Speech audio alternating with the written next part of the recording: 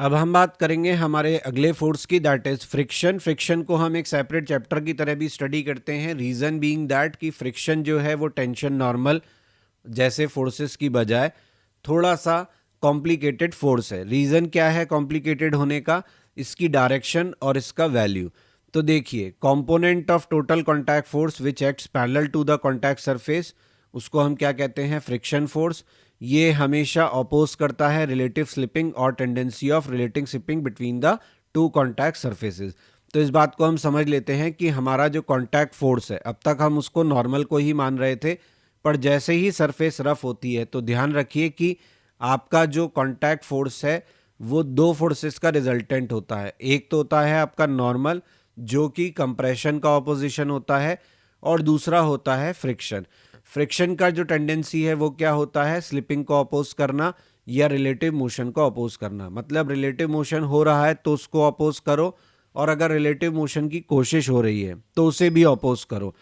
तो relative motion की जो कोशिश होती है, जो रिलेटिव मोशन की कोशिश होती है उसको रोकने वाले फ्रिक्शन को हम कहते हैं स्टैटिक, और जो रिलेटिव मोशन हो रहा होता है उसको रोकने वाले फ्रिक्शन को हम कहते हैं काइनेटिक। काइनेमेटिक, डायनामिक, स्लाइडिंग, सभी नाम इसी के हैं। तो बेसिकली इसका काम जो है वो रिलेटिव मोशन को अपोज करना है, और इसका काम स्टैटिक का क्या है? टेंडेंसी को अपोज करना है। टेंडेंसी से मतलब कोशिश जो हो रही है उसे अपोज करना है। तो ये बहुत इंटरेस्टिंग है। रीज़न बीइंग कि आपकी जो सरफेस होती है उसके साथ में जो कांटेक्ट में सरफेस है उसकी कोल्ड वेल्डिंग हो जाती है। कोल्ड वेल्डिंग होने पर क्या होता है? जब आप चलाने की कोशिश करते हो तो ये कोल्ड वेल्डिंग ब्रेक होती है। तो जब तक ये कोल्ड वेल्डिंग ब्रेक नहीं होती तब तक आपका रिलेटिव मोशन स्टार्ट नहीं होता। कई लोग कहते हैं कि फ्रिक्शन जो है वो मोशन को अपोज करता है। ये कंप्लीटली गलत बात है। फ्रिक्शन मोशन को अपोज नहीं करता, फ्रिक्शन रिलेटिव मोशन को अपोज करता है। तो यहाँ पे सबसे पहले हम स्टैटिक फ्रिक्शन की बात करते हैं जो कि टेंडेंसी को अपोज कर रहा है, कि हम जो कोशिश कर रहे हैं रिलेटिव मोशन की उसको अपोज कर रहा है, क्योंकि ये काइनेटिक फ्रिक्शन या डायनामिक फ्रिक्शन से थोड़ा डिफरेंट है और थोड़ा कॉम्प्लिकेटेड है। स्टैटिक फ्रिक्शन क्या है? ये एक ऐसा फ्रिक्शन फोर्स है जो कि इफेक्टिव है रिलेटिव मोशन के स्टार्ट होने से पहले दो सरफेसेस इन कांटेक्ट के लिए। इसका नेचर जो होता है सेल्फ एडजस्टिंग है। ये सबसे इंपॉर्टेंट बात है कि स्टैटिक फ्रिक्शन जो होता है वो सेल्फ एडजस्टिंग होता है, डायरेक्शन में भी और मैग्नीट्यूड में भी। कहाँ तक? Up to certain limit. मतलब ये है कि आपका ब्लॉक रखा है सरफेस पर, ये रफ सरफेस है, अगर आप ब्लॉक को चलाने की कोशिश करते हो इधर, तो इसे रोकने के लिए फ्रिक्शन लगेगा इस डायरेक्शन में, और ये फ्रिक्शन अपनी वैल्यू को बढ़ाता जाएगा जैसे जैसे आप अपना कोशिश बढ़ाते जाओगे। अगर आप कोशिश करते हो कि नहीं हमें ब्लॉक को इधर चलाना है, तो उस केस में फ्रिक्शन इधर लगने लग जाता है। जैसे आपने कई बार देखा होगा कि जो ढक्कन टाइट होता है, जो लिड टाइट होता है बॉटल का, उसको खोलने के लिए हम उसे क्या करते हैं? हम उसे किसी एक डायरेक्शन में नहीं घुमाते, हम उसे एंटी क्लॉक क्लॉक दोनों तरफ घुमाते हैं। इससे क्या होता है कि जो वहाँ पे कोल्ड वेल्डिंग हुई होती है वो ब्रेक हो जाती है, क्योंकि फ्रिक्शन के लिए डायरेक्शन चेंज करनी पड़ती है बार बार। तो हम अपने एफर्ट की डायरेक्शन बदलते हैं, फ्रिक्शन को अपनी डायरेक्शन बदलनी पड़ती है। इस चक्कर में क्या होता है? कोल्ड वेल्डिंग ब्रेक हो जाती है। तो आपने देखा कि यहाँ फ्रिक्शन जो है वो अपनी डायरेक्शन को चेंज कर सकता है, साथ ही अपना मैग्नीट्यूड एडजस्ट करता है। जैसे जैसे आप अपनी कोशिश बढ़ाते हो वैसे वैसे ये भी अपना ऑपोजिशन बढ़ाता है। कब तक? जब तक कि ये अपनी मैक्सिमम वैल्यू पे अटेन नहीं कर लेता। तो लोगों के लिए स्टैटिक फ्रिक्शन की वैल्यू निकालना आसान भी है और मुश्किल भी। तो मैं बता देता हूँ आसान है क्यों। जब तक कि आपकी body just sliding, just move वाली कंडीशन में ना आए, तब तक सवालों में आपको क्या समझना है कि आपके स्टैटिक फ्रिक्शन की वैल्यू अप्लाइड फोर्स के बराबर है। जब क्वेश्चन ये बोले कि जस्ट स्लिपिंग की कंडीशन है, तो आप समझ जाना कि स्टैटिक फ्रिक्शन कहाँ पहुंच गया है? मैक्सिमम वैल्यू पर पहुंच गया है।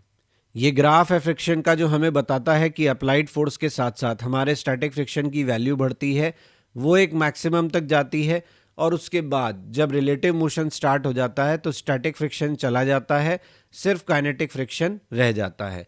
यहाँ पे ये जो आपका डिप आया है ये क्यों आया है? क्योंकि स्टैटिक फ्रिक्शन की मैक्सिमम वैल्यू को हम लिखते हैं एफ एस मैक्स, जिसको लिमिटिंग वैल्यू भी कहते हैं। ये होती है म्यू एस एन, क्योंकि फ्रिक्शन का लॉ ये कहता है कि friction proportional to contact force है। तो आपका ये प्रोपोर्शनलिटी हटाओगे तो कांस्टेंट आएगा, यहाँ से म्यू एस यानी कोफिशिएंट ऑफ स्टैटिक फ्रिक्शन की वैल्यू आती है। ये वैल्यू जो है ये काइनेटिक के कंपैरिजन में ज़्यादा होती है। ऐसा देखा गया है कि सरफेसेस के लिए म्यू एस की वैल्यू जो है वो म्यू के से ज़्यादा होती है, इसीलिए आपके स्टैटिक फ्रिक्शन की मैक्सिमम वैल्यू ज़्यादा होती है, काइनेटिक फ्रिक्शन की वैल्यू कम होती है। ये फ्रिक्शन का लॉ दोनों केस में वैलिड है, चाहे हमारा फ्रिक्शन स्टैटिक हो चाहे हमारा फ्रिक्शन काइनेटिक हो, दोनों में प्रोपोर्शनैलिटी हटाने पर कांस्टेंट मिलता है। यहाँ पे इसे कोफिशिएंट ऑफ काइनेटिक फ्रिक्शन कहते हैं, यहाँ कोफिशिएंट ऑफ स्टैटिक फ्रिक्शन कहते हैं। और ये डिपेंड करता है nature of surfaces in contact पे, ना कि एरिया एटसेट्रा पे, बस नेचर ऑफ सरफेसेस पे कि सरफेसेस का नेचर कैसा है।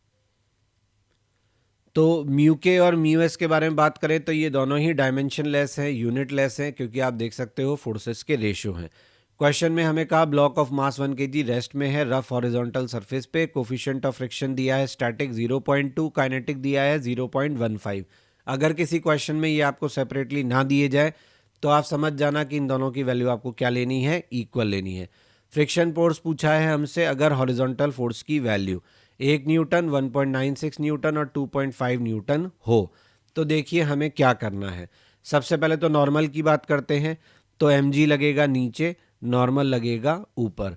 नॉर्मल का वैल्यू आ गया g, अगर हम 9.8 रखें तो g का वैल्यू 9.8, तो नॉर्मल हो गया 9.8। अब हमें स्टैटिक फ्रिक्शन की मैक्सिमम वैल्यू या लिमिटिंग फ्रिक्शन कितना मिल सकता है, म्यू एस एन।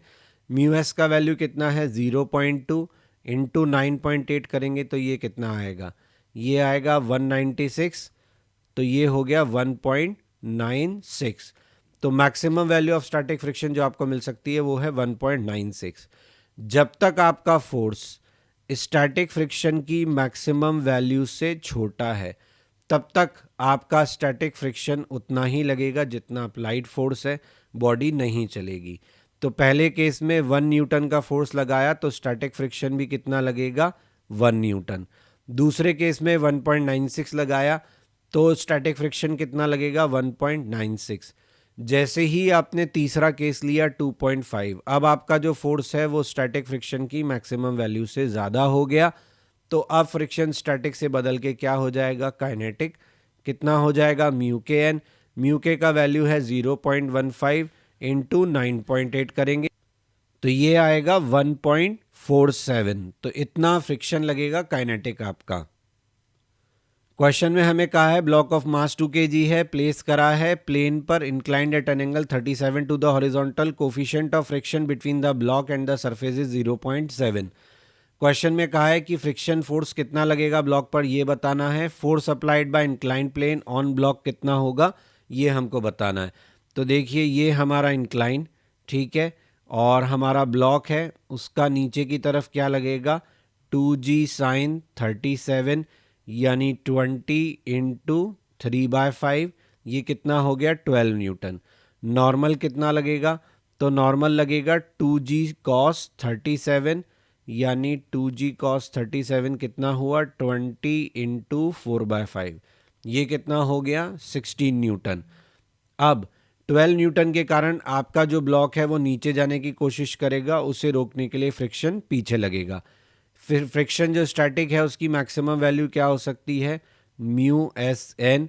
आपको म्यू के बारे में कोई अलग से इन्फॉर्मेशन नहीं है तो आप इसको फिलहाल स्टैटिक भी मान सकते हो और अगर चल पड़ा तो काइनेटिक भी मान सकते हो।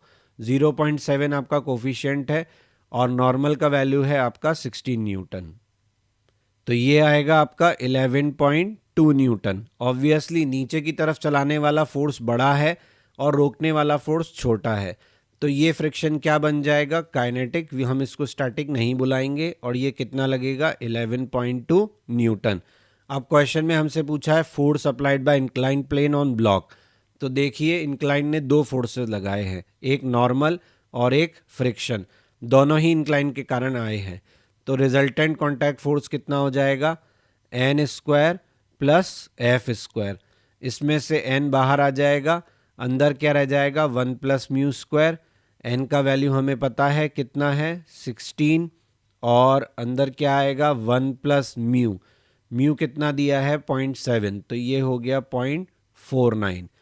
तो R is equal to 16 under root of 1.49, इतना कॉन्टैक्ट फोर्स लगेगा। Please like share and subscribe my channel, press bell icon for important notifications and update, ताकि टाइमली आपको सभी इंपॉर्टेंट अपलोड्स मिलते रहें। आप हमारा ब्लॉग भी विजिट कर सकते हैं, दैट इज़ क्वेश्चन नहीं बनता blogspot.com, जहाँ पे आपको सभी लेक्चर्स के रिटन फॉर्मेट में जो नोट्स हैं वो अवेलेबल हैं और क्वेश्चंस के सोल्यूशन अवेलेबल हैं। आपको कोई सजेशन है तो आप मुझे मेल कर सकते हैं, मेरा मेल आईडी यहाँ दिया हुआ है। फेसबुक पेज और इंस्टा पे आप टिप्स ऑफ द डे के लिए ज्वाइन कर सकते हैं।